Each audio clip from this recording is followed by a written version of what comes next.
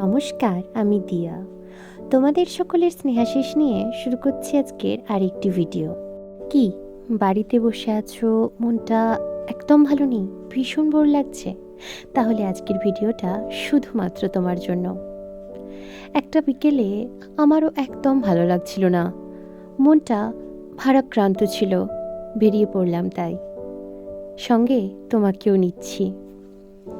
আমরা যে জায়গায় থাকি সেই জায়গা সম্পর্কে টুকটাক তথ্য জানা দরকার বলে আমি মনে করি। দুর্গাপুর শহরটি সম্পর্কে আমি অনেক কিছু জানি না, তবে বেশ কিছু তথ্য আমি জানি, যেটা আমি তোমাদের সাথে শেয়ার করছি। চলো না, শহরটা ঘুরতে ঘুরতে সেই তথ্যগুলো আমরা একটু জেনে নিই। আর তোমরাও যদি কিছু জেনে থাকো আমাকে অবশ্যই জানিও। তো যাই হোক, তোমরা কি জানো এই শহরে একটা ইস্পাত কারখানা রয়েছে, যেটা ভারত স্বাধীনতা অর্জনের পর প্রথম পঞ্চবার্ষিকী পরিকল্পনায় গড়ে উঠেছিল 1955 সালে। তখন এখানে লৌহ ইস্পাত উৎপাদন হতো 10 লক্ষ টনের মতো, যেটা বর্তমানে উৎপাদন বৃদ্ধি পেয়ে 24 লক্ষ টন পর্যন্ত হয়েছে। সত্যি অবাককর তথ্য না? একটা এত বড় ইস্পাত কারখানা চলছে শহরটার বুকে, যেটা কিন্তু শেলের আন্ডারে রয়েছে। শহরটা সম্পর্কে একটা তো ভালো তথ্য দিলাম, এবার শহরটার একটা খারাপ দিক তুলে ধরি। শহরটা কিন্তু ভীষণ পলিউটেড সিটি।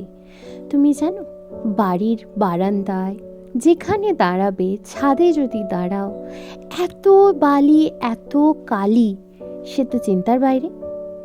মানে শহরটার মধ্যে পলিউশন কিন্তু যথেষ্ট রয়েছে। এটি কিন্তু শহরটার একটা বাজে দিক।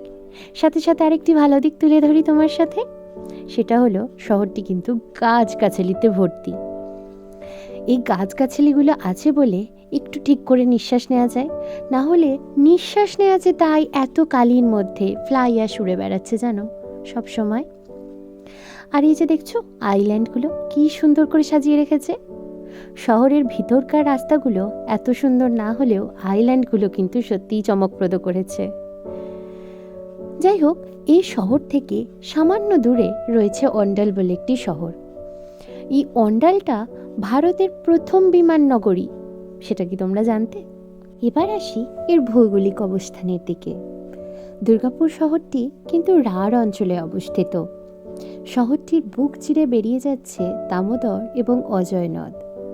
জানো তো, দামোদর নদকে বাংলার দুঃখ বলা হয়।